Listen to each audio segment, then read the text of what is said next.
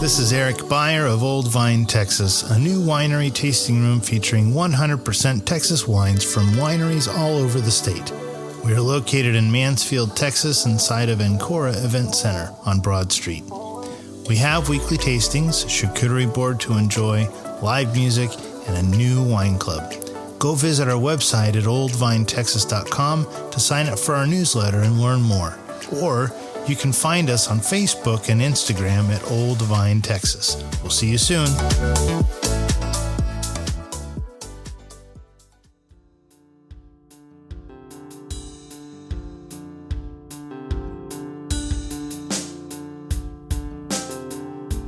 Welcome to another episode of We Know Texas Vino. Will is here, but he has handed over this session to us ladies. He may regret that decision a little later this evening. So if you don't know me, I'm Amie Nemec. I am a wine writer, an entrepreneur, a burgeoning winemaker. In fact, last week I bottled my first commercial wine, which will be available later this year. It's not from Texas. Don't hate on me for that. I had to take advantage of the opportunity I had, which was to make 2 barrels of Merlot in Napa in 2023. So keep an eye out for that later on in the year. And I want to thank our board for Women for Wine Sense. We kind of pulled together this event very quickly, and we've had a great turnout thanks to all of you. And all of our funds from this event are going directly to the Kerr County Flood Relief Fund. So thank you guys for supporting and helping in a small way. These fine ladies all come to us with different backgrounds, different levels of experience, different places they've trained, different careers they had before they came into wine. So we want to just kick this off by letting each of you gals just introduce yourself briefly. Tell us who you are, what winery you are representing tonight, or both, or all three, if that should be the case. And tell us kind of just when did you get into wine? Like how many years ago or what year did you first dip your toe into the winemaking world? So start us off. All right, I am Elena Arnott. I am the winemaker over at Longhorn Cellars. I've been there since 2020. Prior to that, I was at Benning Branch Winery. I started there as an intern in 2017. Prior to that, I was in the U.S. Air Force, so did that for 11 years. And yeah, that's my story. Was there a lot of wine in the Air Force? There is a lot of, all beverages, I'd say. Just curious. Well, I'm Remy Gregory. I am the assistant winemaker at Becker Vineyards, and then I also have my own brand, the Berg Wine Company, with my husband. I started making wine in 2020, so fairly kind of recently. So I was in college before that. So I'm Benedict Ryan. I'm probably the oldest person here, but most experienced. I graduated from winemaking school in France in 1987. And so I've been a winemaker. This will be my 38th harvest as a graduate winemaker.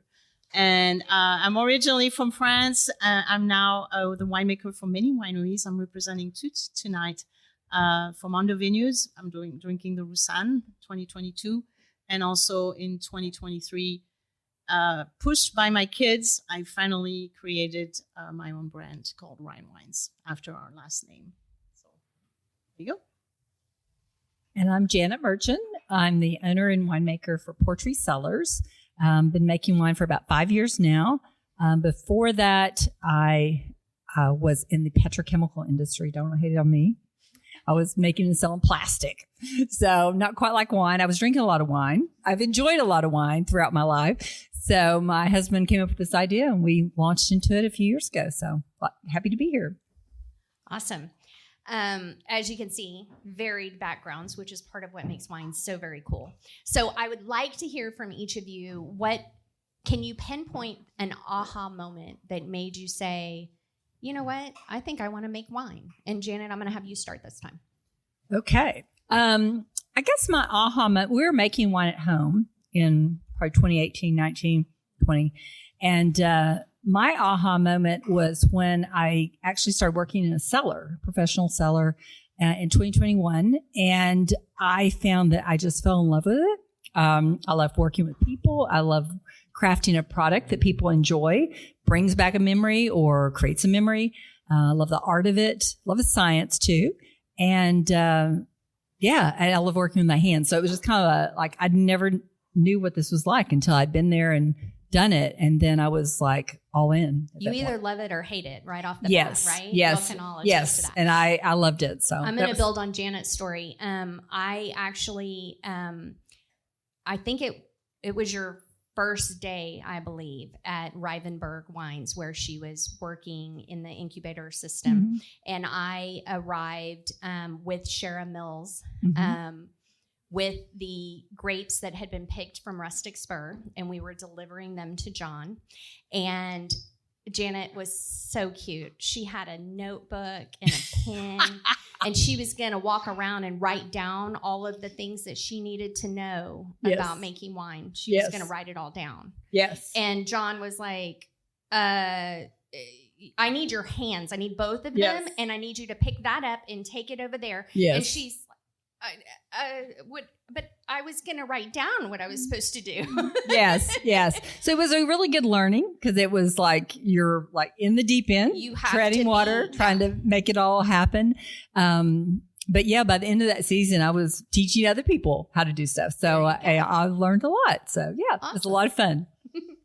Benny, tell us a little bit about your aha moment. Well, it was kind of a long process, and I was explaining earlier this. In France, you get kind of channeled through education at an early age, whether you're science. And I've always loved science in school, so I naturally geared towards science after school, after high school. So after 2 years, then I knew I liked anything to do with agriculture, especially vines and forest. So those were two options. And then I also like traveling. I like food. And so winemaking kind of encompassed all those passions for me. And so I went full head on winemaking. So I would say my aha moment was 1984 when I made the decision to go to winemaking school, and I loved it. And there you go. 38 years later. And speaking of school, one of the popular resources we have in the Hill Country or in Texas is the Texas Tech program. I'm sure we're going to get to that, but I wanted to just plug Benedict is teaching one of the classes this coming fall. What's really good about the certificate program, which was what I did, is I didn't have to fully go back to college. Like I didn't have to worry about transcripts and all those things that happened in the 90s. And I could just jump in and start learning it's a more flexible way of getting your basics down. Yes, it's continuous education. And as I'm getting a veteran winemaker now, especially as a female winemaker, I've always said, now I want to give back. I've been blessed for 38 years with a profession that I absolutely loved. And so giving back. And so giving back through education, mentoring is very important to me. And so the class I teach is sanitation and microbiology. And it's continuous education. It's 10 weeks. I do not teach that class during harvest. That was the only reason I would do it. So it's usually from January or February. It's a 10-week class, and there's hands-on microbiology. And literally, it's right here in the Hill Country. Any winemaker can just take it. You don't have to take all of it. You can just do that one class. Yes, it's continuous education, which we'll get to that subject. How can we improve the wine industry? We'll talk about that. Well, let me tell you, Benny is a great teacher and great at sanitation. But I was talking earlier, I don't know if I have an aha moment. I just knew I loved science, similar to Benny.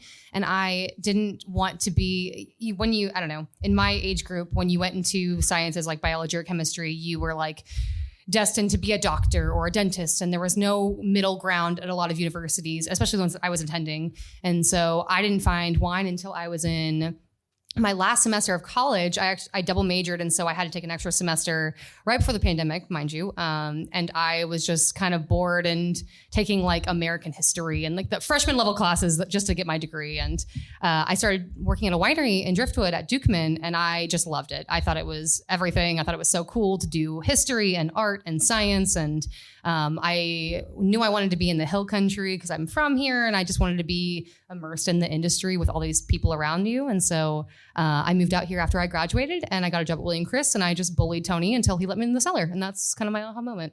Just bulldozing your way through life. That's pretty much until do it, right? Until they say yes. Yeah, just like, please, I'll scrub floors, please. And he's like, fine, just come on. And so I don't know. My aha moment was like it was not a moment. It was just like an experience, I guess. But awesome. So military, drinking a lot, we've already established, right? Yeah. What made you say, I should be a winemaker next? Well, I was living in California at the time that I was deciding to get out of the military. So it was probably my 9 or 8 years in. I still had to do 2 more years in the service to pay back my master's degree. And I was still going to have GI Bill left over. So I was like, well, what can I do with that? And my first degree was in genetics. So there's a lot of genetics in vines, the viticulture side of everything. And so I got really interested just, touring around California and seeing the different vineyards. I really loved that atmosphere and loved the visiting wineries. And so I looked into it. I knew I was going to move to Texas after I got out of the service. I had to do one more job in Louisiana for 2 years. And then my ex-husband and I, we were going to end up in Texas. So Texas Tech has a degree program. I already had a degree. I could do a second degree in 2 years. And so decided to go back for viticulture and enology, and just kind of took it from there. I just never really looked back. I just started the internship at Benning Branch by knocking on their door several times, emailing, not getting responses back, and physically just going to the tasting room. And I went trying to get an answer back from their GM at the time, and the owner actually showed up at the tasting room when I was there. And I was like, oh, well, I was trying to get an internship here. And he kind of hired me on the spot, or he had me come the next Monday to interview again. But so kind of, never really looked back after that, and was planning to leave Texas after my divorce. But then I kind of got invigorated to stay in wine, and to give it my all, and to probably going to start my own brand at some point too this next year. So, woohoo! Yeah. Does anyone know the name for a grapevine geneticist? No one knows? I'm probably going to say it wrong. Vitis. It's something. ampelographer. Oh, ampelography. Yeah. Look at you learning new shit today. I love it.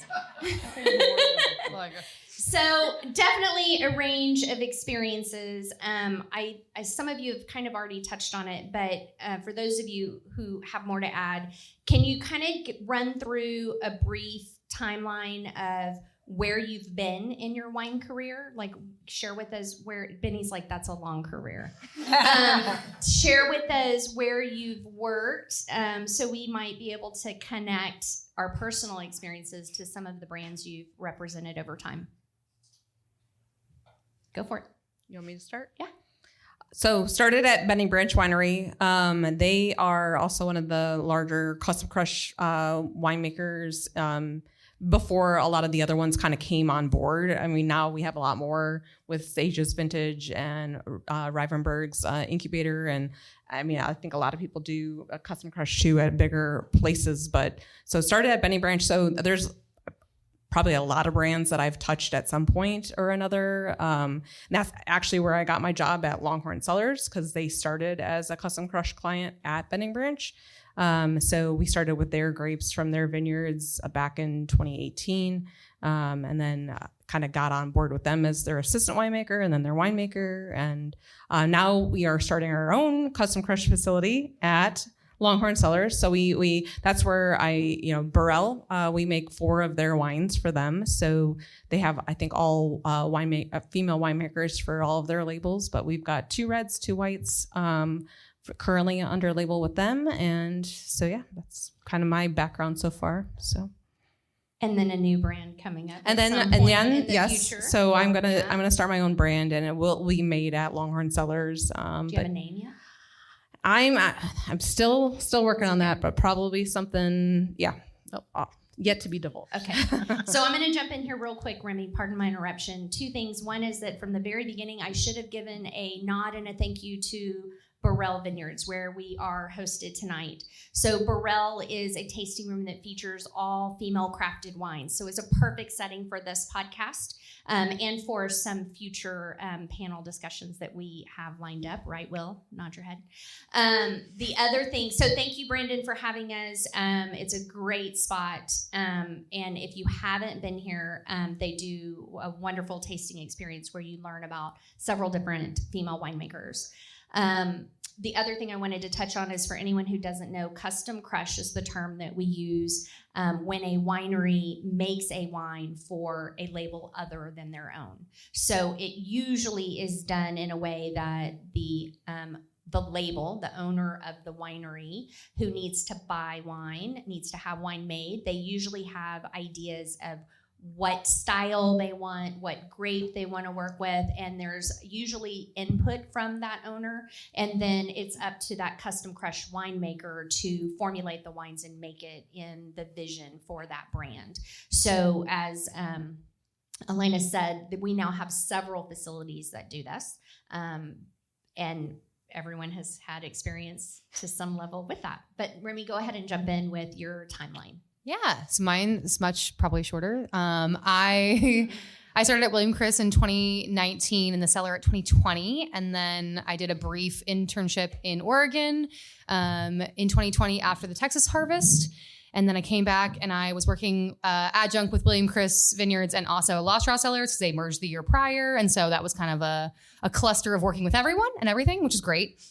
And then the next year, I jumped over to Coleman Cellars with Benny and did a vintage with her. And then the next year after that, I got a job with Becker Vineyards, and I've been there ever since. So, and then my husband and I started our brand in 2021, which sounds crazy saying it out loud, telling you all that I graduated in 2019, but it's worked out fine. We're doing great. And so we've been doing that ever since, too, adjunct to my full-time jobs. So, yeah. Awesome. Oh, thank you.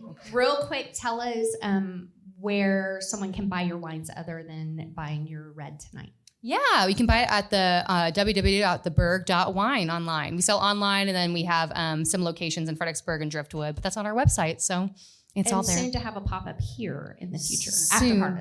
After harvest, yeah. Harvest happened a little earlier than we wanted, but we're here, and hopefully we're back soon. So. Now, Janet, we're going to jump to you. We're going to leave Benny for last on this one because it's going to take her a second.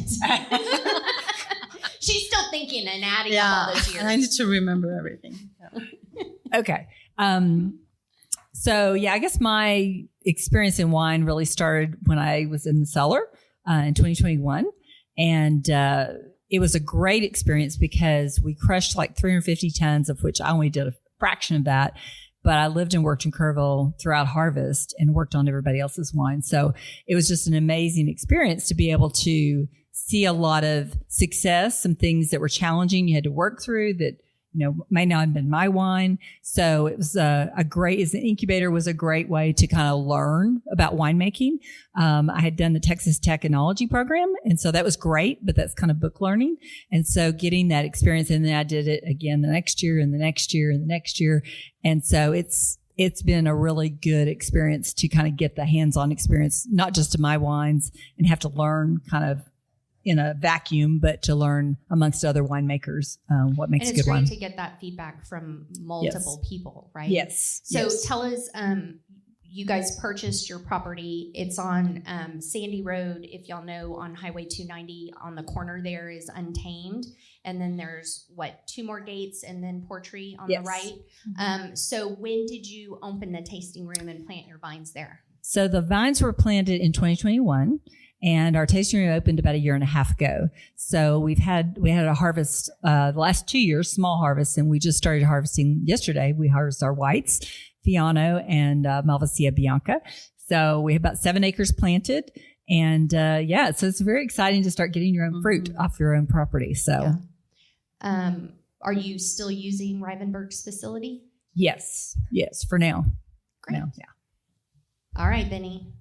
Oh gosh. Okay, so I was an intern in France. So I grew up in France. So I did 2 internships in France. One very famous company called Établissement Jean-Pierre Mouex.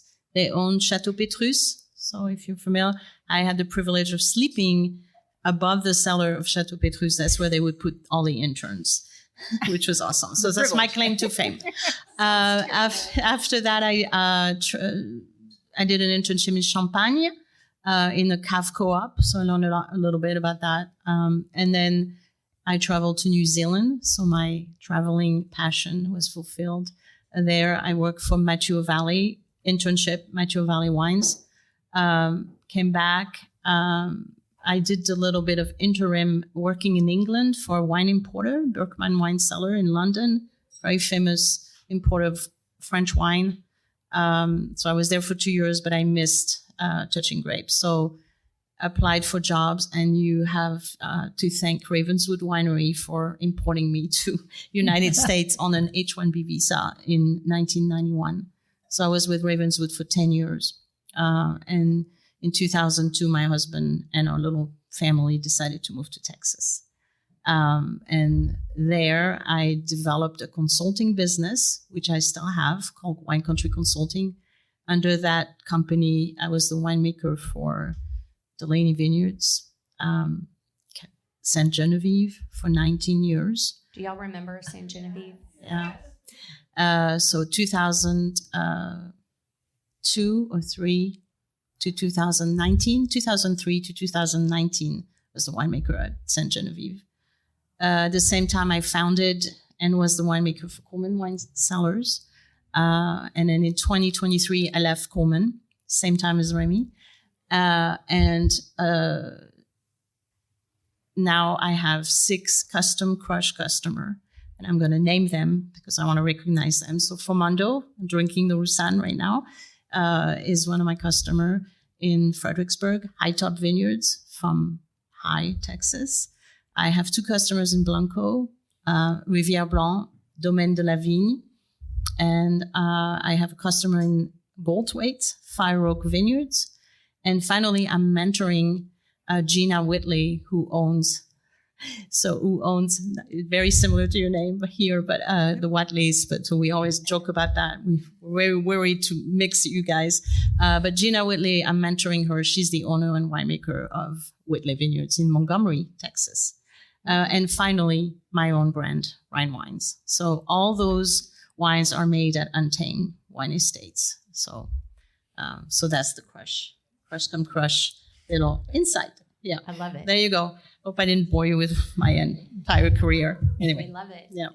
Benny told me before that she got off the airplane with 2 suitcases and $100 or yeah. $200? So when so Ravenswood brought me on an H-1B visa, and I flew from Marseille, which I'm from Aix-en-Provence, to San Francisco on August 10th, 1991, with 2 suitcases and $200.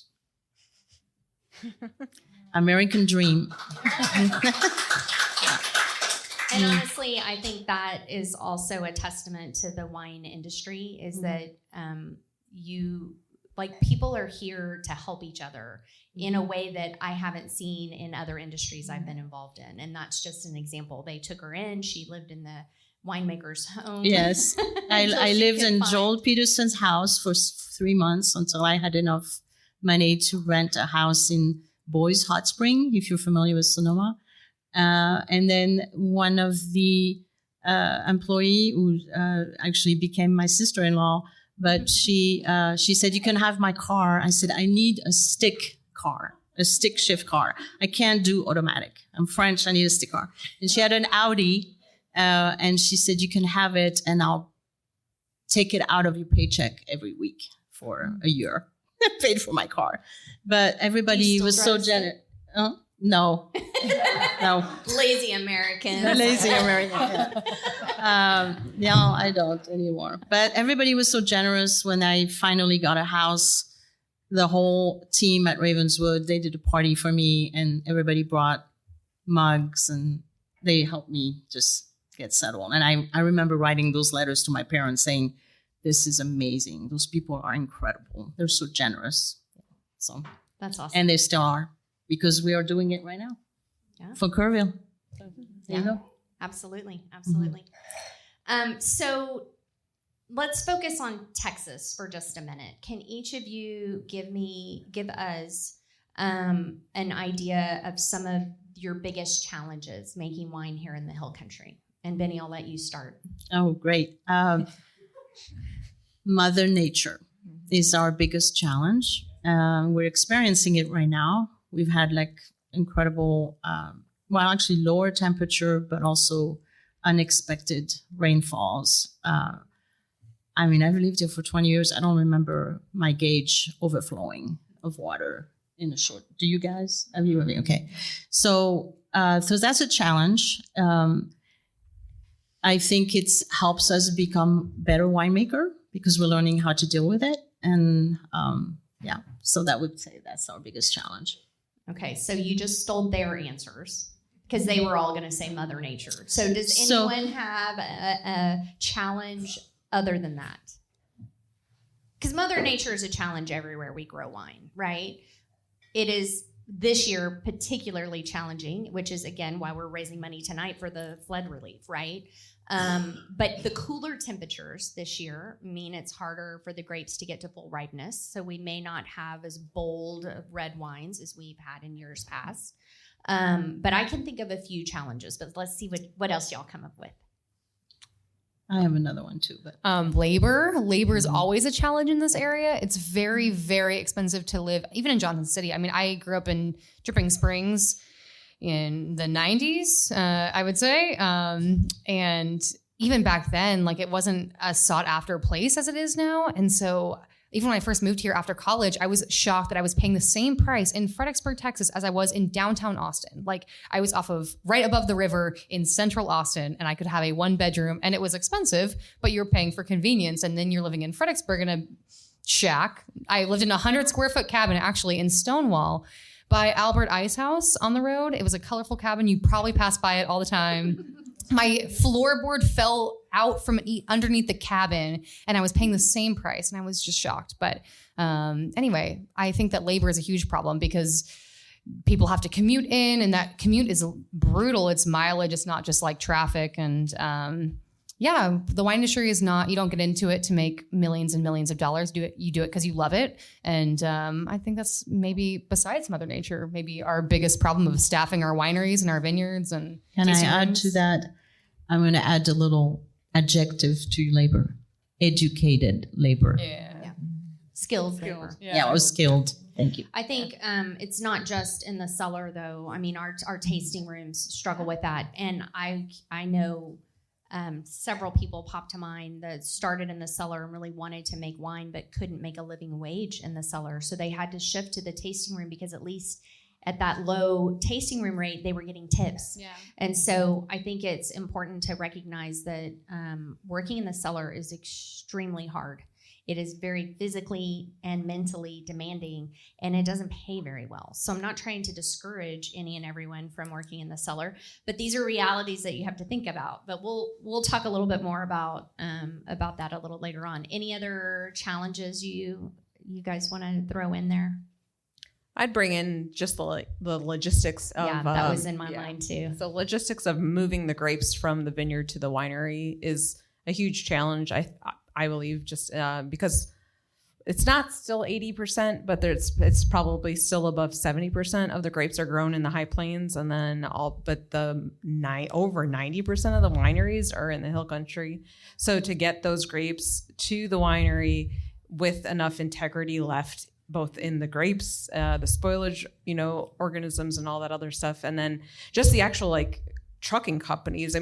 There's so many times that you design your pick around when you can get a truck to the vineyard, a driver, as opposed to when the grapes should actually be picked because of their ripeness and their phenolic maturity and all that other stuff. So we're often picking based on when I can get a driver to that vineyard with a truck that's refrigerated, and are they going to do all the other measurements that you would like them to do to your fruit? Because for me, I'm a 2-person crew, which I do have a very good skilled laborer. I'll do a shout out to my assistant, Katie. She and her husband, they live, in an RV in order to afford to live in Fredericksburg and be 10 minutes from our winery. For both her and her husband are both vineyard or winery workers, and so it's a challenge with the logistics. But yeah, to get a driver to go get the fruit is a hard part. So It's not even just the fruit. So or to get the winemaker- bins there too. You got to get your bins there first. So I am struggling to get a truck to take a pallet of wine from Untamed to the winery in North Texas that paid for that wine. Right. But there aren't any trucks available to just take that one pallet. And so the wine is sitting at Untamed, probably in the way because it's time for harvest, right? But we don't have a refrigerated truck. So it's like, okay, do we rent a U-Haul and just drive it up there? Well, that's a terrible idea because it's hot, but it's not as hot as it usually is. Right. So maybe that is a valid idea. So Drive at night. logistics is Yeah, terrible. nighttime. Yeah, you drive through the night, right? Yeah. But you have to get your bins there too before harvest. Yes. Like so, I mean- and most vineyards don't want all of your bins there They don't all have at room. once. They don't have room there, or they're going to get dirty waiting for the rest of your fruit to be available. So yeah, they only want the bins for that one pick at that time, and they're 7-8 hour drive away, and in one way. Can I add? So distance is a challenge, even for the winemaker. I like to go see my vineyards before they get harvested. I put so many miles on my car during harvest, but I'm adamant I have to be there. This is the last check before we harvest. It's 6 to 7 hours, and sometimes you just harvest that night, and then you come back. After 3 hours of sleep to be back there before the grapes arrives. So that's a challenge, I would say, for sure. I considered getting my pilot license, but somebody told me, don't do it because you're going to be so tired, So, That's true. But yeah, the distance is a challenge for sure in Texas. But your husband could do it. He could be your pilot. He has done many times. Janet, do you have anything to add? I guess the only thing I would add is the challenge in getting the consumer to drink Texas wine. Great. Because I love making wine and I'd love to make more wine, but there are still a whole lot of people in Texas that don't drink Texas wine. So it's not necessarily a wine making challenge, but because I want to make more, I want them to drink more so I can make more. So I think that is a challenge to convince people that we make awesome wine. For sure. We're going to circle back to that at the end, kind of my closing question there. So Texas is a big state. It's pretty much the size of France. It's bigger than France. But people say, or people ask or expect to learn what is the best grape for Texas. And we know that France does not have one grape, and any one region still doesn't have one grape, right? So I don't expect you guys to say there is one grape for Texas, but I am curious which grapes you feel are well suited to Texas, and it can be more than one. I'll let you start.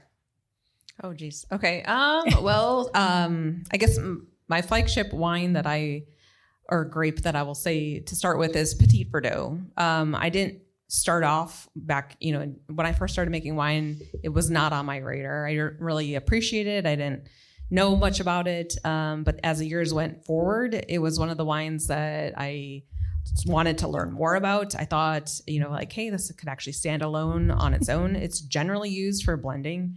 People really don't use it as a single varietal in other countries too. But to me, it grows very well here. And we've had some vintages where I have pushed, the owners to make, let it be a standalone. Even though we didn't get a lot of it, we bottled a standalone Petit Verdot, and then we also did still put it into the blends to bolster the other wines up.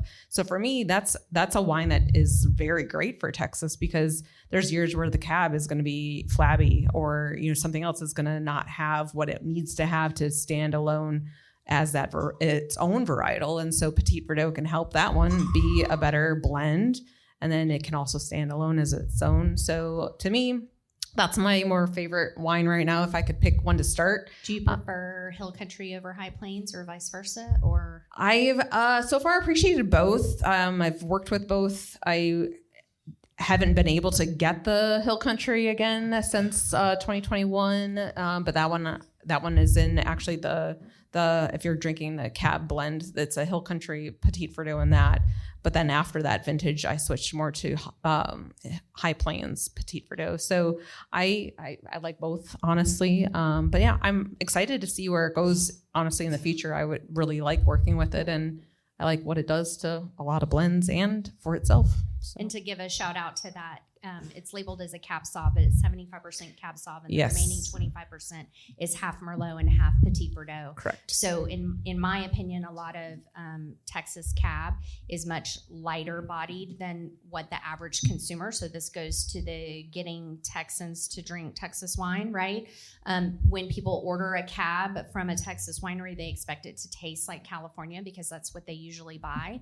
And I think that you have hit on a solution, which is don't try to make one grape solve a problem, so to speak. Like, don't be afraid to blend a little in to use wine to fix wine.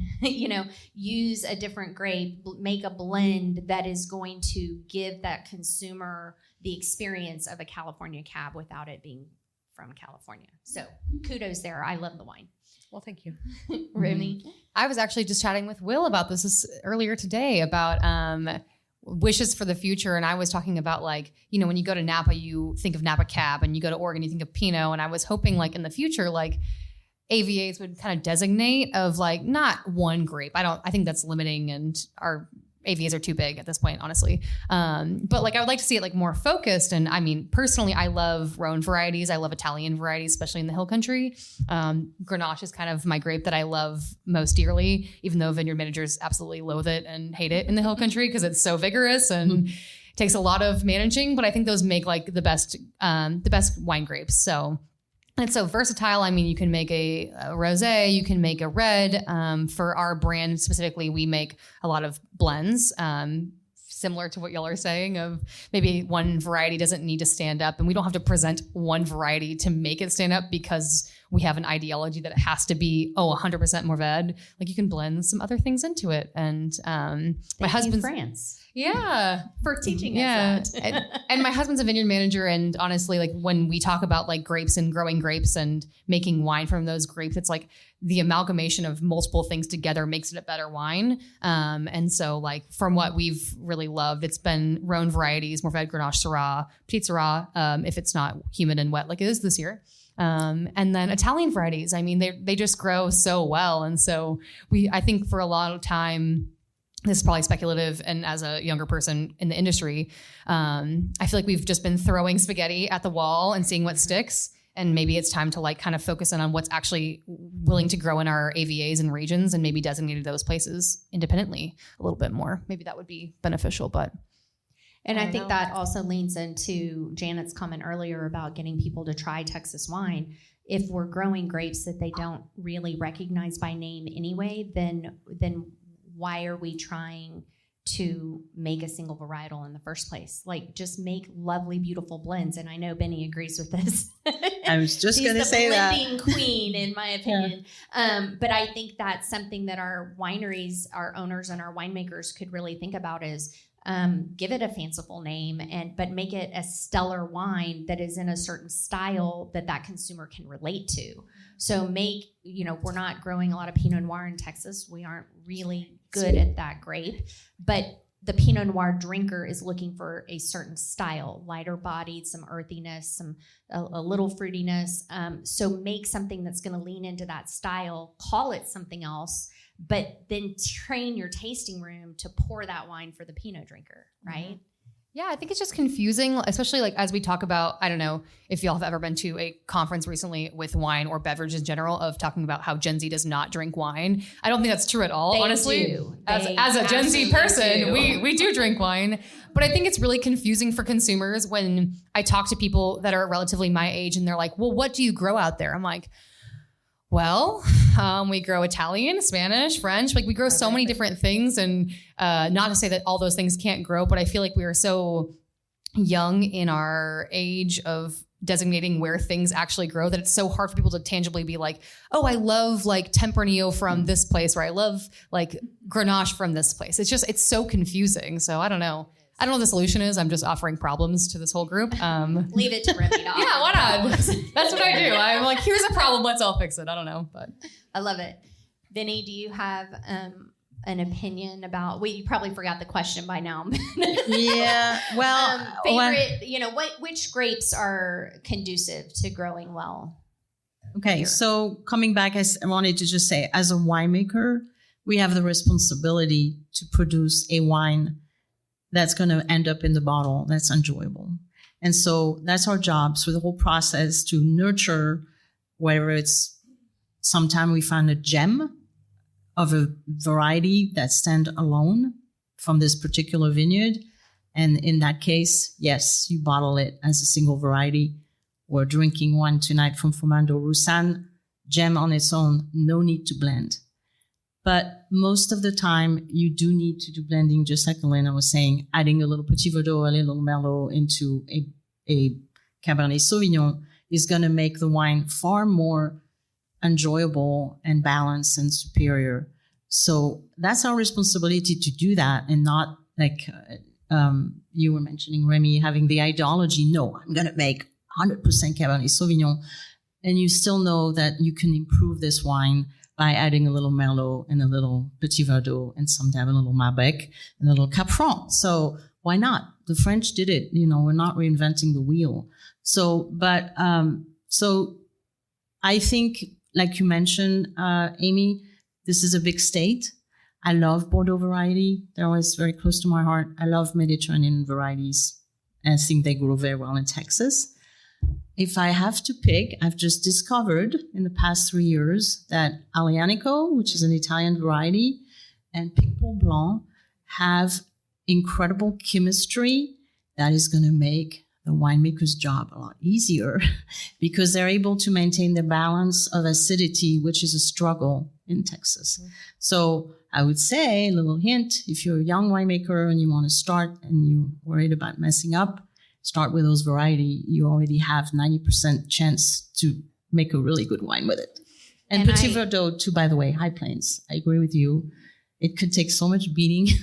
I've seen so many vineyards, Petit Verdot vineyards, that look awful and they still make good wine. So that's another one. Yeah.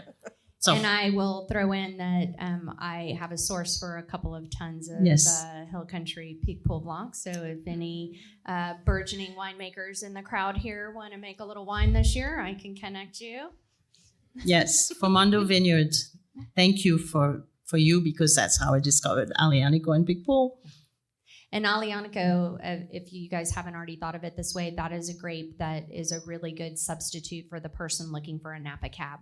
To me, it really has the fruit and the structure that people are looking or expecting from a California Cab. Not the same grape at all, but it's a good alternative when someone comes in the tasting room. So anything to add, Janet? What do you have in the vineyard?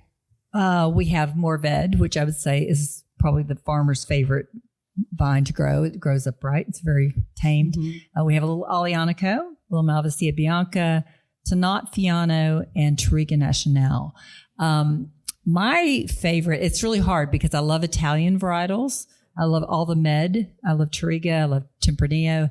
But I'm going to be a little counter to what they said. I love single varietals. When you have a grape that can hold its own and go all the way to the bottle, I think it's a great way to educate consumers as to what that grape tastes like, and it came from a place and a time. So I have a lot of single varietals in my portfolio. I have a few blends, but I really love single varietals. Fiano is also near and dear to my heart. It's not grown widely in the hill country or in the high plains. Or in the world. And so I guess it's counter to Remy's, we should just focus, but we just fell in love with it and tried to figure out what to plant in the vineyard. And I've got several vintages of it. Now I'm going to have an estate Fiano. So I really like that. I know it's very nuanced, compared to Cabernet or something else like that, but it's a fun one for us. And Fiano's a light, crisp Italian white. Yes. Variety, mm-hmm. Yes. Being grown very little in Texas. Comparatively, yes. I think with your acreage, are we at like 8 acres in the state? Probably, yeah. I think it's 8 acres. Yeah, it's very nuanced. Very little. But it's great, and hers has been wonderful. Okay, so I told you guys when you registered, it said online that it was going to run till 7:30, but we're at 7:30. Are y'all ready to call it quits, or do we keep? I got a few more. Okay, you ladies good? Okay. So I want to know the most rewarding part of your job. What is we need some wine up here, Brandon. If you don't mind refilling the glasses, what's the consensus? Do we want Roussanne? Do we want the rosé? Do we want the cab? Whatever you have. Okay, so Everything if we was can get some delicious. wine in the glasses, then we're going to keep going. Is that good? If anyone needs to leave, you can just bow out. We won't judge you much behind your back when you leave. Cliche. Women talking too long. I know, right? No. My husband was like, "There's no way you're going to be home by 8." He's like, "I'll expect you around 10." Yeah. Like, okay, babe. So I want to know the most rewarding part of your job. So for some of you, your job has several arms. So Janet, you are dealing not only with making the wine, but you've got the vineyard and the tasting room. Now, you're not physically handling 100% of the duties for all of those roles. But when I ask you this question about your most rewarding part, I'd like for you to think about all of that. And then for those of you making custom crush or making wine for yourself and for the company you work for, think about like your favorite part. Maybe you have two answers. Maybe one is for your own brand and the other is for where you spend your days. So I'll let you start, Janet. Okay. I think my most favorite part is when you pour a wine for someone and they go, "Ooh, I really like that." There's something about that internally to me that is just, it's all worth it at that point because you created something, you got it all the way to bottle. You know, I started putting my art on the labels. You created this whole package product and someone goes, "I really like that." It brings back a memory. I want to buy this. I want to share it with other people. To me, that's the most rewarding part of it all. I agree. And even just saying that, like, gave me chills. Even just, "Oh, I love this wine." It's like, yes, I love to hear that. Yes. Go ahead. Sorry. Same thing. Sharing my passion with, so being able to feel that you have passion and you're able to share that with people, and they love that, to hear your stories. But also same thing, especially when you have resistant people. When they come and they say, "I don't like rosé. I normally don't like to drink rosé." So in the case of my Rhine wine, I said, "Please just try it a little bit." "Oh, it's the best rosé I ever had." So like just seeing that the fruit of your labor is being enjoyed, and like tonight, look at all of you and all the wines and the charcuterie board. Thank you for that. And we're all together and you all have a smile on your face. That is super rewarding. Thank you. Oh, and I'll add on to that. Yeah. If someone says, "I don't like Texas wine, I don't like California wine," and they drink it and they go, "This is pretty good." Yeah. Like, Duh. Thank you. And isn't it even going back to your previous career, Janet, like, this is so much more fun than anything we did before, right? Yes. Yes. Yes. Yeah, I operated nuclear missiles before. That's what I did in the military. This is much more fun. Not so much fun. No. That's a little stressful. It's a lot more stressful. That could be a great bumper sticker at Elena. Trade missile for bottle of wine. I love that. Do you have anything to add, Remy? Yeah, I mean, similar to y'all, of course, I love sharing wine with people. That's the best part of the entire job. I think like I have two answers since I do two very different things. The first answer, the best feeling is the last day you press your last fruit is like, there's nothing like it where you're finally free and it's just like a weight off your shoulders. All your wines are in barrel, they're put away or they're like safer. I don't know. The best feeling. And then more recently over the last couple years at Becker, I just have a great team with me and getting to shout out to Benny and all the other people that I've worked for in this career so far, but like, they're so, the mentorship that they gave me was so fantastic. And like the amount of times we sat at Benny's house in front of her house after running labs all day and just drinking a glass of wine and hanging out. But I really want to like carry that on with people that I work with. And it's obviously very weird because I work with people that are like 20 years older than me. But like you can mentor up. Yeah. But it's about like just making everyone involved. And I played competitive tennis my whole life and it's an individual sport, but you're still collectively playing as a team when you play at a certain level. And so I just like always want to make it a sport, a competition. But I really love like getting to like, when I finally get to like train someone or work with someone for many, many months. And I've been training this one gentleman that I work with, and he's just like, his father has a GI Bill he's passing on to him. And he's like, I'm going to go back to school for winemaking. Like, where should I go? And I was like, Texas Tech. Or he was like, I want to go back to California. He worked previous vintages and stuff. But just like, that's so rewarding of like, oh, thank you. Like seeing that you've like believed in me or like helped me and like figured out what I wanted to do with my life. I've just been working as a cellar hand and just paying the bills and idling by. And it's a really cool feeling. And I don't think it's entirely because of me, but just because like giving someone the opportunity to like maybe move up or maybe find their passion like I found my passion with other people previously before me. That's just such a great feeling of like developing our industry and welcoming people. And sometimes it's really tough. Sometimes you don't get welcomed like you need to in certain industries, and I don't want that to happen to people. So I love that. And again, I go back to, it's hard to make a living in the cellar. I mean, and so when you can have someone who knows that it's hard to make a living in the cellar and they still are interested, and you can help them find the right path so that they can be the most efficient in getting to where they want to be, I think that's helpful too. So what I'm hearing here is that these ladies might be available to help mentor anyone in with interest in wine. I'm just throwing that out there. Anything to add, Elena? No, I mean, I think for sure the whole aha moment when someone else like drinks your wine and just like is like wow to buy it, you know, like, cause we have a lot of winemaker or wine club members that come in every week, and then a new release comes out and they're just shocked by something. And so or just a complete stranger too. I've had, I'll sit in the tasting room on occasion, and incognito. And on occasion, the tasting room stewards will tell people that I'm the winemaker, and they'll like, this last week I had like 3 people come up and talk to me. Like one, they got engaged at our winery a year prior. One, they're like, they love our wine. There's the whole reason they come back to Texas to drink wines from here. So that is always, like everyone else has said, it's great when someone appreciates your wine. It's an art, you know, like someone says they look at your art and they love it. So you're going to appreciate that. I would also say, similar to the mentorship that Remy was talking about, I really appreciate with Custom Crush clients being able to like bring them into the fold on the whole process. You know, I haven't been in this for very long. I mean, it's been, I guess, since 2017, so going on 9 years now. But winemakers are notoriously bad at math. Well, I guess so. This will be my ninth vintage. So, 17 was my first vintage. So this is my just memory, not math.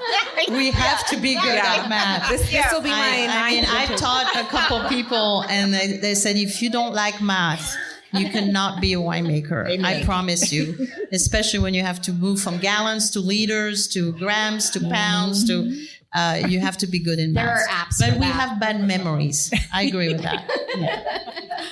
Remember the good things. Yeah. But no, this is 9th vintage, so you have to include 17. Okay. So, and we already started, so it's the 9th vintage. But no, just mentoring people that are coming into the industry and into the business. And, you know, because you get people that come in from all avenues that they come from all aspects of life and from all starting points. And so people come in with no knowledge at all or quite a bit of knowledge, and to try to like help them get to their dream of like getting their business going and helping them with that. I mean, that's the whole like purpose of Custom Crush. And for you, for those of you who are involved in that, I mean, being able to help people, like you said, realize their dream, or and to not just say, do this for me, but to bring them in and help educate them so that they can make smarter business decisions moving forward. I think that's helpful too. So you guys have talked about how good it feels when people drink your wine and love it, right? So in 2021, I had my first official cellar job with Michael Barton at Helmy Cellars. He let me come bug them every day for that harvest, and that was coinciding with me starting the Texas Tech certificate program. And it was hugely beneficial for me to be hands-on as I started the classes, because like you said, Janet, you start the classes, but it's all hard to grasp what it means if you aren't getting your hands dirty.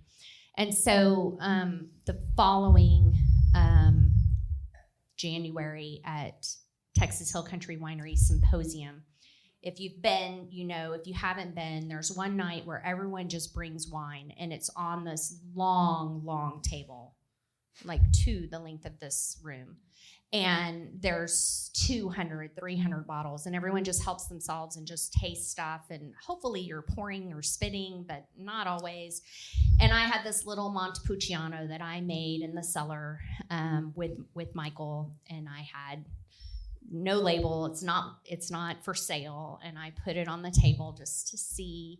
And I stood back a little ways, and these ladies came up and they're pouring wine. And this one lady says, "Oh my God, this wine is terrible. It's the worst thing I've ever put in my mouth." And I'm sitting there like clutching my heart. And I'm like, "Oh my God, like why am I doing this? I sold my business to learn winemaking and I suck at it." And okay, my first time, right? They move out of the way, and my bottle is still full, and it was the bottle next to mine that they poured out. But it was a funny moment, but also like, I don't know if I'm ready to be ridiculed. But I bring it up because of it feels so good when people love your wine, but it feels so bad when they don't. But it also makes me think of what funny winemaking event, like, have you had something in your winemaking career that just cracks you up, that is like, I can't believe this happened? Anything jump out? Like, to me, that was really freaking funny because I was really upset for like 10 seconds. I mean, I'll go. Me and Janet were at the state fair this year pouring our wines from the Texas Monthly competition that they had. And, you know, me and my husband are feeling so good. We're like, oh, small brand, this is great. And the way they had us organized at the state fair pouring our wines after they gave you the award was like kind of in this like half circle, really congested tables. And they don't have it. It's kind of strange because they just like file everyone through there, but there's all the other it's like in the Go Texan event at the state fair. So that thing is crazy busy. And so everyone is just in a line as far as you can see, keep going down. And these young girls, I'm like, oh, young people, great. I can definitely connect with you, whatever. We're talking, I pour them the wine and they're like, this is the worst thing I've ever tasted. And I look at my husband and I'm like, oh my God, you know? And she was like, but thank you for letting me try it. She was so nice about it, but she was just like, I hated this. Thank you so much. And continued on. I was just so thrown off. I went to get some water for a second. I was like, oh my God. It hurts. Like, you really, I mean, like, okay, everyone has a different opinion. Every palate's different, but it was just like so aggressively like, we hated this wine. Oh, thank you. And what do? You just stand there and you're just smiling. You're waiting for the next person to come along. You're like, okay, well, I'm looking around. I'm like, does anyone else? Do they hate everyone? I don't know, but that's the only thing I think of. They probably drink peach wine.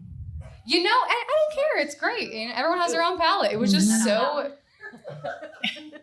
I was almost impressed by someone who was that bold to be like, I really disdain something that much. I'm going to let you know that. Like, good for you. That's great. I don't know. This is why you have sales reps. Yes, good point. We shouldn't be doing this ourselves. It's very stressful. It's humbling. It's really humbling. Anyone else have a funny moment you can think of? Can't think of any.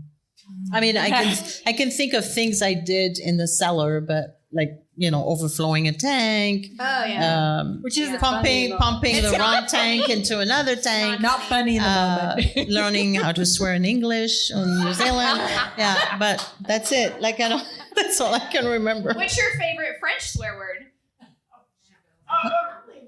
I don't know if I can say that on there. There's two ladies on there. You know, we swear a lot when we drive. So you have to drive with me, and there's somebody in front that exasperate me, and then you will hear the...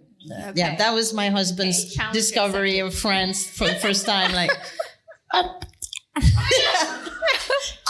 Bleep, that's bleep, bleep. it. Bleep, bleep, bleep. Yeah.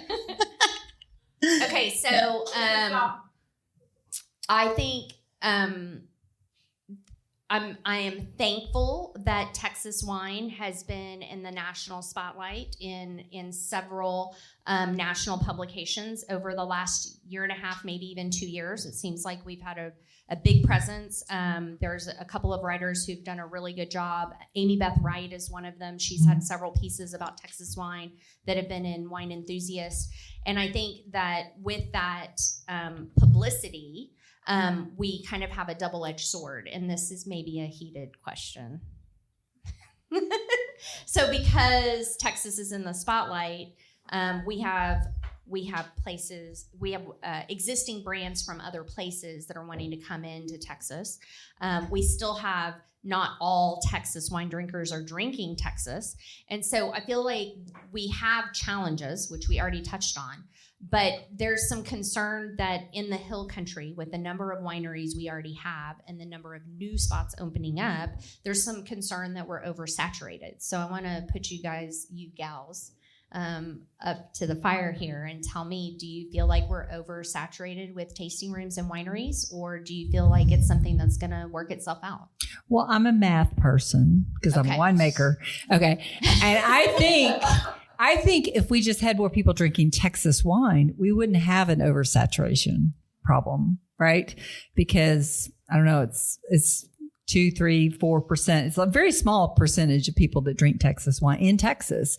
So I think if more people would drink locally, then I think you would have plenty of consumers, right? So I think that's the issue to address, is educating the consumer. Sort of the cart before the horse kind of thing. It's like how, I think if the cart, we have the horse. How do we? Yeah. And I'm really excited that Texas is getting a lot more press, a lot of positive press about the wines and the experience, and the fact that Californians are wanting to come here is a positive in itself, right? That there's a lot of stuff going on. So hopefully that will continue to build, and you'll have more people interested in Texas wine and exploring that. So I'm hopeful. Yeah. I like that outlook. Anyone else have input? I think we just need to elevate the quality and the experience of the Texas wine. Mm-hmm. And then, so we're not saturated because we still have to get there. Mm-hmm. So that's my point of view. And I disagree. I like to drink French wine and California wines and Oregon wines and Washington wines. I enjoy Texas wine as well. So I think it's an open market. Let's just elevate our quality and our experiences, and it's smooth riding after that. I promise you. Mm-hmm. Yeah. I got a lot of thoughts. Very goldfish brain too, but no, I think there's so many different avenues you could take with this conversation. And I think anyone who went to the Texas Hill Country Symposium last year, James Tidwell, who's a master som, he gave the closing speech. He's very eloquent too. He's an amazing speaker, but he was talking a lot about Texas and our longevity of like how we kind of had it in the 70s. And then we just couldn't band together and figure it out in the mid years. And now we have another opportunity with all of this press. And I think that's always our biggest, every industry too, we're always our biggest problem. And I think there's a lot of ways, we are, as a state, every business is independent. So whatever you choose to do with your business, that should be respected and fine. I also think too, like, I'm a Texan, born and raised. I lived in Austin, born in Austin, raised in Austin, lived here my whole life. My parents did too. And I love making a Texas commodity. I think it's fantastic. I think it's great. I think the integrity of having Texas fruit and making great Texas wine is what we need to go towards. But I'm not here to judge anyone for their business model. That's our state's legislation. If they want to criticize that and change it, we should change it in legislation. It shouldn't be inter-winery cattiness. Although I love a Facebook post that has like 97 comments. I live for that every morning going into work, like drinking coffee, scrolling, like, okay, what are we talking about? But that's probably, I'm going to get in trouble with that one. I'm a blunt person, but I really do think Texas should be there, on the grand scale. But the fact of the matter is that most of Texas wine is drank in Texas. We don't distribute outside of the state. And I think that's a difference between Oregon and California and Washington. We distribute outside of those states. They come bring it in. We don't really do that yet. And I just think we need to figure it out. We need to figure out our own state, and then we need to disperse and go there. But I agree with both Janet and Benny, like on similar things of like, I love Texas, and I think we should be making Texas wines, and our restaurants should be carrying Texas wines. I also think that comes with producing better quality over the board. And yeah, I'm going to end it with that. Before I get myself into more trouble. Foot in mouth, always. Do you have anything to add, Elena? I can tell you that Texas wine has traveled to France with me in my suitcase, and everybody loved them. Roussanne, and so yeah, it's easy. If the wine is good, you can do it. You can show it off. When we go, I've worked in California the last 3 harvests because I had opportunities, not because I was opposed to working in Texas, but no one could pay me. But we always go with a couple of cases of our Texas wine of the moment, and my husband and I give it out right and left to every nice tasting room person that we have a good experience with. And they're like, what? Texas makes wine? And we're handing out bottles, yeah, take it home, try it with your friends, and then, we go back the next year and they're like, oh my God, you're the gal that brought us the wonderful Texas wine. I'm going to be a Nazi here. Do you have anything to add? No, I would just say, I would agree with everything everyone else has said already, but I would say we need to take Texas wine more outside of the state as well. Benny's taken it to France. I've taken it to France myself as well. I took it to a wine competition over there. I'm a judge in international wine competitions and in other states in the United States as well. So I've taken our Texas wine to New York, to other, to France. And I think the more we can take our wine out of state and prove to other people, because I've had so many people say we want to get more Texas wine into their competitions and into their states. Shipping is a concern and an issue in a lot of states, but the more we can showcase it outward is great. And I agree 100% that our restaurants here in Texas need to get more on board in having more Texas wine on their menus, because it's, to me, there's some that don't have any. Like here in Fredericksburg alone, how many wineries do you have within 5 minutes of you? And they also claim to be farm to table, and I'm like, you don't have one Texas wine. If you had one, I would give you a pass. I'm a pretty easygoing person, but not one. How about 3? Just 3. Just something. Just 3. Yeah. Amongst all your other ones. Yeah. So that would be my big proponent, is for more local restaurants in all of Texas wine regions to get wine on their menu. Okay, so I'm going to build on this a little bit. What can our guests tonight, our listeners to the podcast, if you were to tell people what is something that they as a consumer could do to help the Texas industry? Do you have anything you could throw out there for them? Well, specifically, if you go to a restaurant and you eat at their restaurant, ask your waiter, say, do you have any Texas wine on your menu? And if they say no, say, please tell your manager, your owner, I'd really appreciate a Texas wine on your menu. And the more you say that, the more they hear that, the more they're going to look to do it.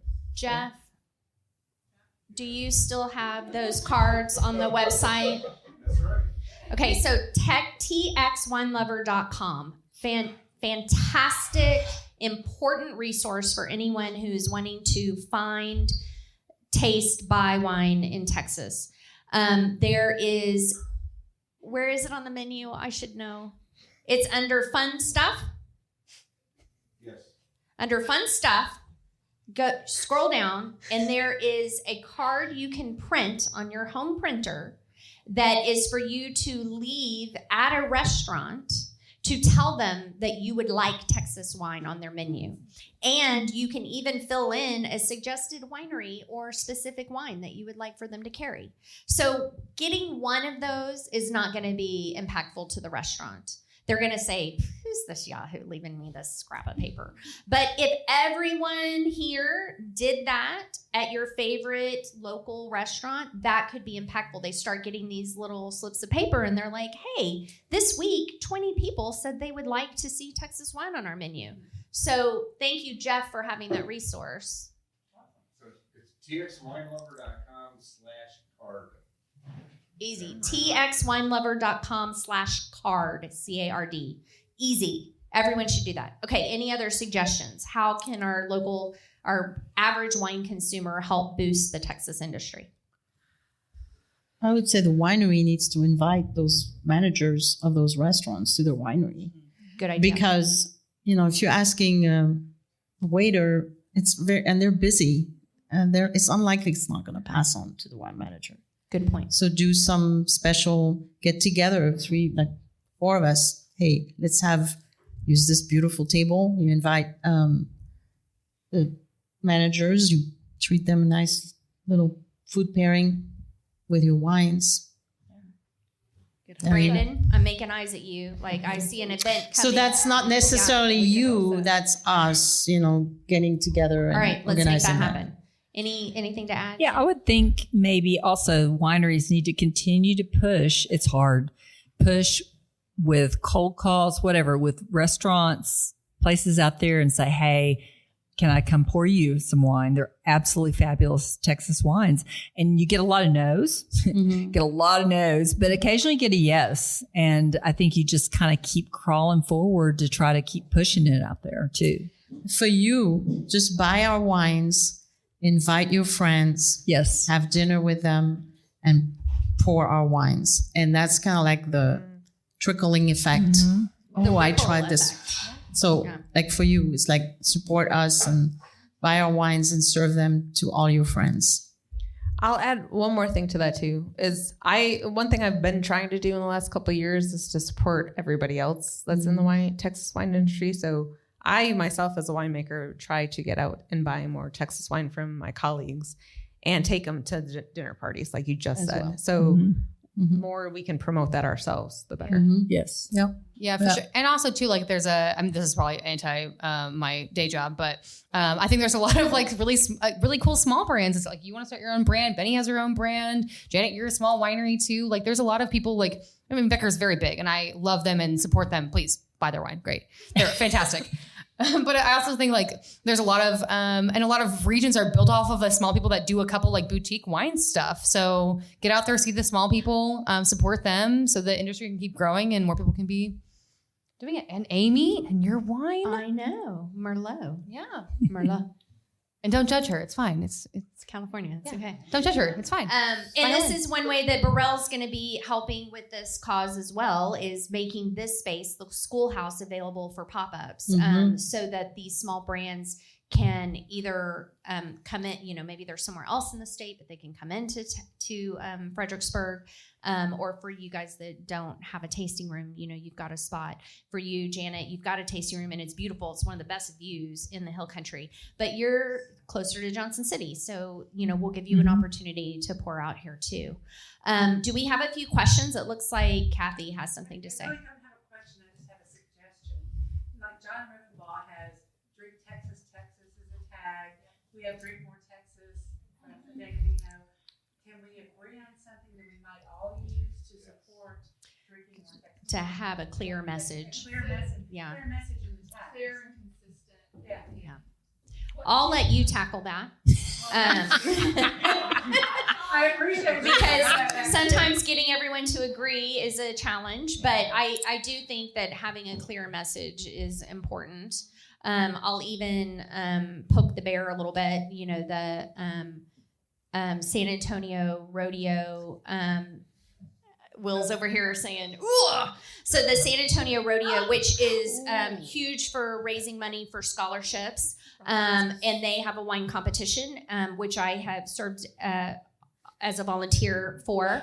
But they chose to make wine available with their own label at the rodeo, and it is not Texas wine. Now, I will say, in their defense, the one or two places they contacted gave them a price that was outside the budget because they are selling the wine to raise money for the scholarships. So I understand that, and they bought wine that they could get at a low price in California. But if they had asked the right people, we could have made that happen. And I say we because I would have helped put them in contact with the right people, right? So we need those entities that have wine competitions, that are raising money, that are especially agriculture related. We need those to buy into Texas too, right? 100%. So if anyone has any ideas of how to make that happen, I think that would be impactful. I was told it was because they are an international wine company. And they are. That's yeah, it not is okay. international. But they are We stand up in international wine competitions all over. absolutely. Any other questions from Melissa? If there was one hurdle in front of you that you could wish away, what would it be? Money. Money, time, labor. Need more money. Money, time, and labor. Drop. Session over. Yeah. Sorry, that was Yeah. the opportunity was there. I'll leave anyway. Yeah. Sorry. Anything else come to mind? Just money, time, and labor, I think, are the big three. Yeah. Money. Working for free. Is there any other legislation? To ship out of state, yes. Ship out of state is huge with legislation. Yeah. Any other questions from the peanut gallery out here? No, go ahead. I was curious for those of us in here who may be young and broke, looking to divulge into the wine industry. What are you guys' opinions on investing money on the front end to get an education and some kind of certificate versus trying to throw yourself in an actual mentor or apprentice, whether that be paid or not? Can I jump in first? Sure. The first, and you guys are going to agree with this wholeheartedly. You first need to just put yourself in a position where you can work in a cellar for a harvest. It might be unpaid, it might be very little money, but you have to get your hands dirty and see what's really entailed, because it is not romantic. I mean, we all love wine passionately and we feel like it's important in our day-to-day lives, right? But it is hard physical labor. You can make one little mistake that costs the winery A lot of money. thousands of dollars. You have to see it firsthand. I think just jumping in and taking the classes is not enough. And it could be wasting money, because you could get to the end of that and then go to work for someone and be like, what the heck did I do? So I think you gals would all agree with me. It's most important to get out there and try it first. I want to interject. So yes. So I'm going to tell you what I told my son when he told me he wanted to be a winemaker. I said, first, you do what Amie said. You go and work in the cellar everywhere. So he did France, because he's French. So he was able to work in a winery in France. French. He's part French, yes. He's American too. But then New Zealand, then Oregon, then Texas. And after 3 years, he said, I love this still. And then I said, then go get educated, please. So you need both. But I would start with the hands-on, for sure. But then you need the education, please, please, please.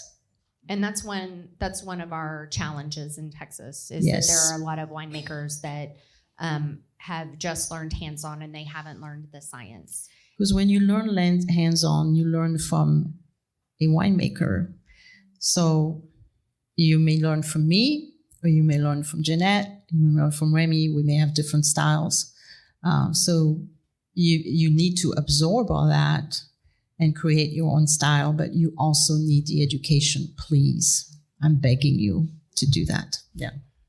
But do it after the hands-on, after you sweated and suffered so hard, working long hours, and you still love it, then go get educated.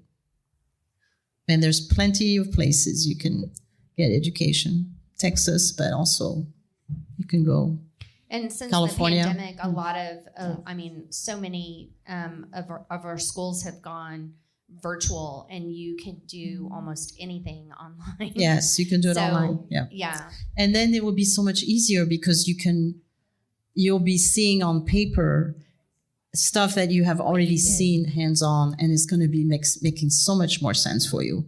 But you will get the tools to solve issues when you are facing issues, thanks to your education. Absolutely. So there you go.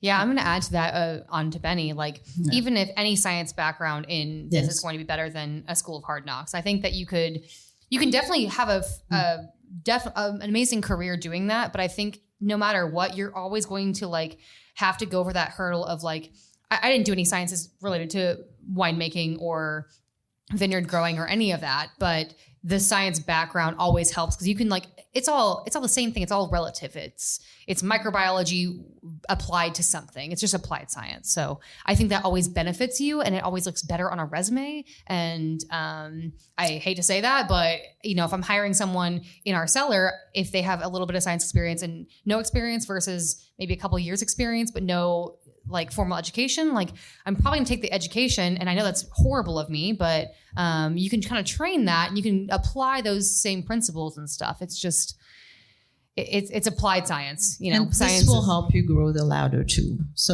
if you don't do that, then you're going to be a cellar rat for the rest of your life. Yeah, which could be fun. Which means it'll be hard to pay your bills. Some people love it. Thank God. We have.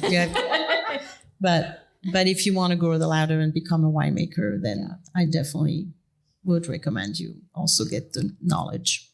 Absolutely. Because I use it all the time. After 38 years, I still use it. So, yes, as well. Yeah. Do you have something, Tyler? So what fruit do you ladies like working with the most? Probably get skewered. I don't know. There's for different reasons. There is. So Hill Country for logistics. I mean, you get your fruit within 30 minutes of it being picked, and you can start your day is much better managed. High Plains fruit, I mean, the whole logistics we talked about earlier, I mean, you don't know if your driver's going to have to take a nap on the drive down because he's been up for 24 hours or not, when that fruit's actually going to arrive at your door. So for that purposes alone, logistically, Hill Country. But I think it's bivarietal for whether you like it Hill Country or High Plains better. There's some that hands down grow better in Hill Country, even if you have to wait for it. And same, I think, for... Well, I think quantity, too. I mean, going to the High Plains, you can get a much larger quantity of something that you're wanting to get, maybe than in Hill Country. So that's you have to plan for it logistically, but it's bivarietal, though. And different terroir. Yeah. Remember, yes, you need to have all your colors on your palette when you do your painting. So both are good. Yeah, diversification. So diversity. Yeah. Diversity. So there's some, you need to pick your vineyards, it's establishing relationship. And once you find a good gem, you culture that relationship. And there's some beautiful vineyards in the High Plains, and there's also some beautiful vineyards in the Hill Country. Hill Country is a little younger too. So, but there's still a lot of land where we can plant vineyards. We haven't even capped to, We're discovering all those little micro terroir in the Hill Country that are amazing. Yeah. So. Yeah, and the not glamorous part, but the price difference is insane. I mean, you get Hill Country fruit versus High Plains fruit versus Mason fruit. Yes. Those all have their own different labor costs, and you pay for convenience, and that's great. And not anything new. Y'all have just said this too. I think it's bivarietal. That's the biggest distinction. But you're basically growing in a humid, hot climate here, and then you grow in high desert in the High Plains. So it obviously just grows differently. And I'm going to go back on my soapbox of I think that there's varieties that grow better here probably versus the High Plains, and we can all pick and choose. And with the uncertainty of the climate in Texas, you can have a vineyard that's completely devastated by hail or freeze. So if you put all your eggs in one basket, guess what? So it's good to have all that diversity, West Texas, North Texas, even the Gulf, and the Hill Country. So don't put all your eggs in one basket. Yeah. Amen. Any other questions before we wrap up? You guys are awesome. Thank you, ladies, for being here. Harvest has already started in the Hill Country, so I know that carving out time to be here this evening was probably a challenge, so I appreciate all of you. Thank you for donating your wines so that the purchases tonight could go to the flood relief. I want to ask if anyone has any announcements. Do you have new releases? Do you have special events coming up? Anything you want to share with the group? Longhorn has a new steakhouse. So Longhorn Cellars on their property. It's Wrangler's Primer and Barn is open Thursdays through Sunday. for lunch and dinner. They close in between lunch and dinner. But excellent food there. That's the main place too. You can get access to our library wines. So outside of the tasting room. So that's. I recommend the Texas dip, which is like a French dip, and the Merlot. Just saying. But yeah, that's my. All right. Yeah. What was that? The new wine label. Oh, yes. So we have 2 wines that are made specifically for the restaurant that are Wrangler's wine label. So we got. Do you have anything? Yeah, I'm going to shout out Becker is celebrating their 30th year anniversary this year. So every month of this whole year, we have had a party or some sort of celebration and stuff. And in the next few months, we're having our big 30th year anniversary party. We made a sparkling wine last year that we're releasing, which is super fun and stressful for people who had to make it unnamed. And yeah, there's a lot going on there. Just 30 years. 30 years. I love to point out that the winery is older than me every time I can. Wow. Every time. So 30 years. Yeah, it's amazing. It's incredible to see the library selection of wines from like before I was even born or a thought, and just like it's history, you know, it's amazing.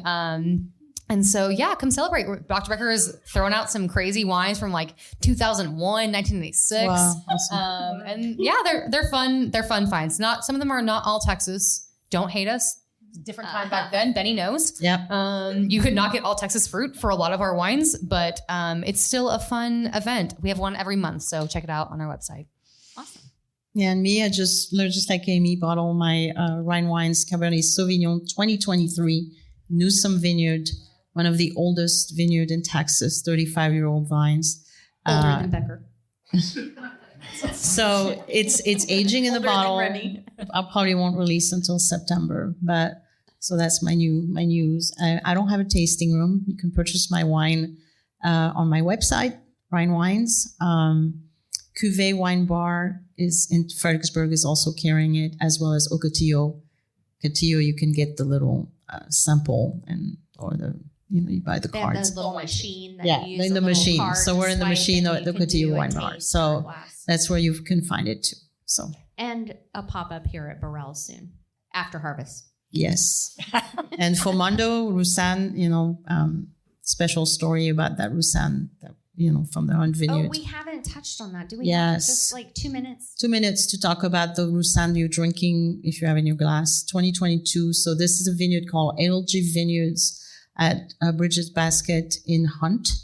The vineyard was planted in 2020. Formondo, under Formondo labels, we made the wine in 22, 23, and 24. And the flooding completely destroyed the vineyard. So those are little gem bottles. It's probably never going to be replicated. I don't know, but it's gone. The vineyard is gone. And so very special. I need to get a case because I think we can make that happen. Yeah. Janet, do you have anything to? Well, we've got a lot of events coming up this fall. We do a lot of food and wine pairing events. And so getting a lot of things on the schedule now. So watch our website. I guess the most recently bottled wine was my Triga Nacional from Phillips Vineyard 22. I'm really excited about it. So I'm going to release it at the next club party in September. It's this deep, dark, bold Triga Nacional. And so we've got Triga planted in our vineyard. So we're going to hopefully get a good harvest this year, and love Triga. So that's one that's on the horizon. I also have a Triga Nacional Rosé, which I released in the spring, which is also very fun. It's a very different kind of rosé. It's very deep and bold and got different notes on it. A lot of blue and dark fruits. So I'm excited. I have way too many wines, but variety is the spice of life, right? I love it.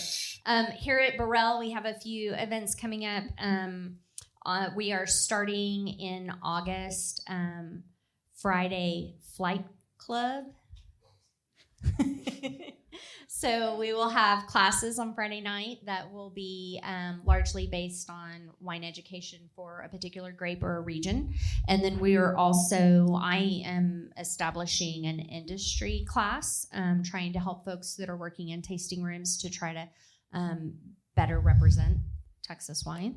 And those, I think we're aiming for Mondays. So anyone who is working in a tasting room and is available on a Monday to come sit here and talk to me, we can kind of create that class to fill the void where people feel like they need a little help. So keep those things in mind here for Barelle Vineyards. And then for We Know Texas Vino, this episode will be airing in 2 weeks. So for those of you who are here live, for those of you who are listening to it online, it's already released, obviously. And we want to be sure to thank our sponsors, Texas Wine Lover, which we talked about earlier, txwinelover.com, Old Vine Texas, and High Camp Flask. And this is something I just saw for the first time today. It is a flask to put your bottle of wine in. It holds a full bottle. It is stainless steel, and it has a cup on the top and the bottom that encapsulate it. Open it. I'm sorry. And it is it controls the temperature. So it's a fun product and something really great for the wine lover in your life if you're looking for a gift. I didn't know we were going to do a demo. PVC now. It looks like a missile. Does this remind anyone of your previous career in the military? Thank you guys for being here with us tonight. Thank you to our listeners. Thanks to Will for letting me come out and play and curse on your podcast. And thank you, ladies, for being here, carving out the time and donating your wines tonight. So cheers, y'all. Cheers.